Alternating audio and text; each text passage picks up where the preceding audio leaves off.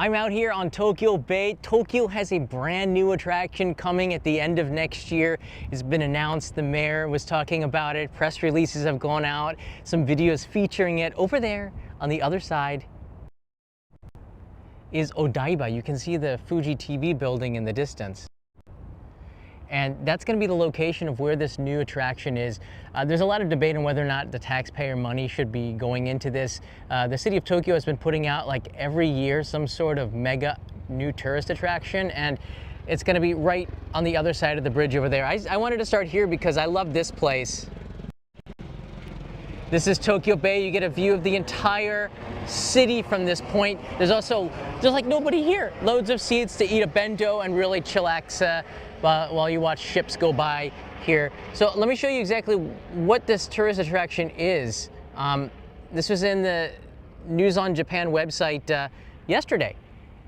And they're just talking about the news that's hitting the Japanese news into English for everybody. The Tokyo Metropolitan Government has announced plans to construct a 150-meter high, 250-meter wide fountain in Odaiba Seaside Park, making it the world's largest, inspired by the Somei Yoshino, which is the cherry blossom that's also the city's official flower. 150 meters is what, like, I don't know, like 450 feet or something. Governor Koike stated on Friday, to further enhance the vibrancy of the area, we will build the Odaiba Fountain. It will be accompanied by music and lights, making it one of the largest of its kind in the world.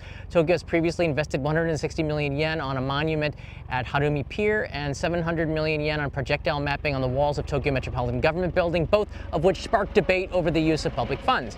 Regarding the new fountain project, public opinion is divided. A man in his 50s commented, if spending money brings in more foreign tourists, it's a good thing. By contrast, a woman in her 30s said that it's gone here, but you get the point.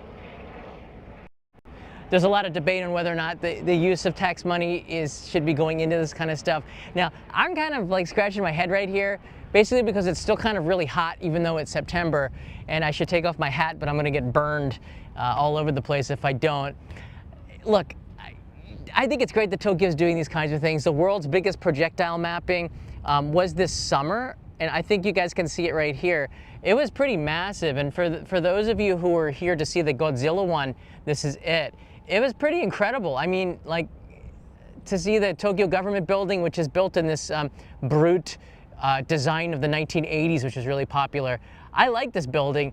Yeah, I'm not sure if anybody really cares about projectile mapping. Let me in the comments what you think about this. It was quite expensive to do this kind of a thing, and they do it. I still think that they do this every few days or so for tourists. I'm not sure how much it costs to operate, but it's the world's biggest projectile mapping, which is in itself quite an accomplishment. But perhaps instead of putting these tourist attractions where the tourists already are, like in Shibuya, Shinjuku, Harajuku, Asakusa, how about putting them in the places where tourists have to travel a little bit out of the way? Like maybe, I don't know, Ryogoku, or a little bit further out into the other areas of Tokyo. Spread it out a little bit. And then I could see possibly the cost effectiveness for tourism dollars. Anyways, that doesn't cover you because that's my money going at it. This is what the attraction looks like. This comes from the Tokyo's Metropolitan website. The government posted sample videos of what this fountain would be like. You can see the rainbow bridge in the distance there. The Somei Yoshino cherry blossom flower is that pattern. It's basically like dancing lights. I think it's pretty cool. I mean, you know, they could have fireworks. I'm going to play this a couple of times. It's only 30 seconds long. They could have fireworks every night like Tokyo Disneyland does. But look, I think that one of the things that Koike really wants to champion is trying to have less impact on the environment, which I think all cities should be doing anyways.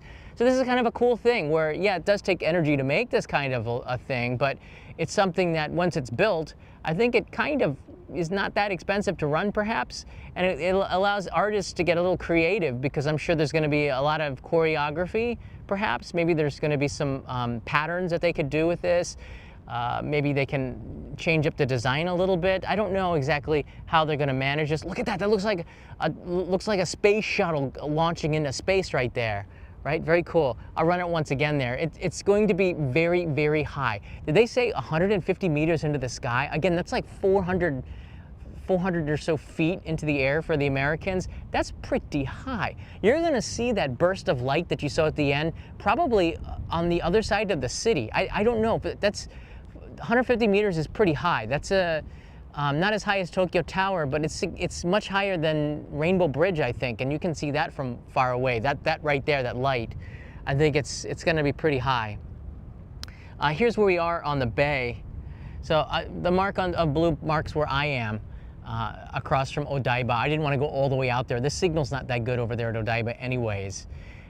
But Odaiba is a man-made island. On the other side of the Rainbow Bridge, you can see there's the Gundam statue, the Tokyo Joyopolis, and it's this area right here that is where they're going to be building it, pretty much near the beach there. So I can see the tourists sitting, you know, getting some drinks, lining up an hour before, and then seeing this light show, and then really bringing the economy of Odaiba back. I've noticed that Odaiba is not as crowded as it used to be. I think it feels like it's getting a little bit old, and I can understand why they would put the fountain into the Odaiba area. I think it does inject another reason to go out besides like the Gundam statue and the beach there.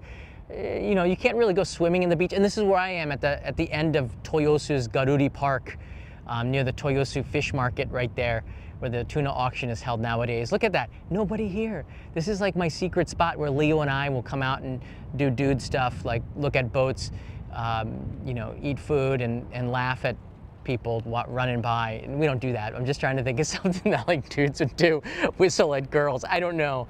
I'm not teaching him that kind of stuff. I'm just thinking like, I don't know, the construction workers from the Bugs Bunny commercials, okay? The Bugs Bunny cartoons. It's like my mind's all kind of funked up because of the hot sun here that's burning my head. Nevertheless, I want to hear what you guys think of these tourist attractions. What ideas would you have? Because a lot of these ideas probably should come from the tourists that would be coming to visit Tokyo, right?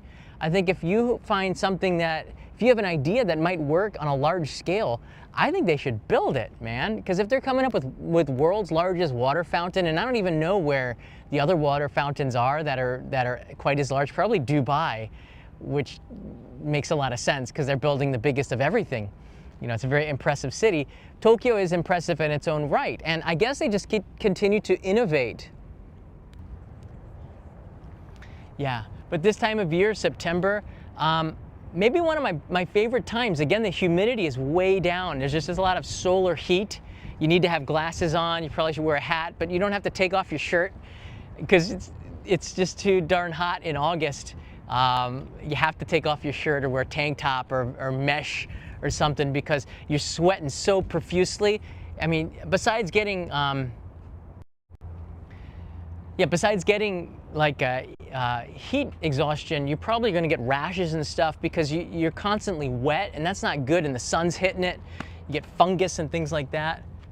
It sounds like a fish had just jumped on the land. So yeah, just keep that in mind too. You want to keep dry as well. You don't want to be wet all the time from sweat. That's also not a good thing. But September, you don't have that problem as much. I have this thing called tinea veriscolor, where you get this white stuff on here just because I have a darker skin. And you know, you get a little bit of it, and you have to rub some kind of ointment on it for a couple of weeks to get it away. But you can get that as well because it's hard to wipe the sweat away. Fungus. There's a lot of fungal issues in Japan, I'll tell you that.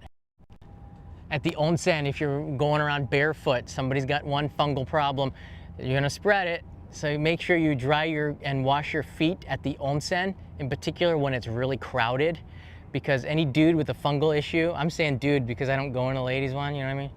But for Disney cruise coming to Japan, no way, really? All good news. All right, for real, guys. Take care. I'll see you in another live stream in a couple of, I almost said couple of hours. Tomorrow. Matane. Gotta ride back. Thanks guys for the super chats. Gonna stop off, get some chow.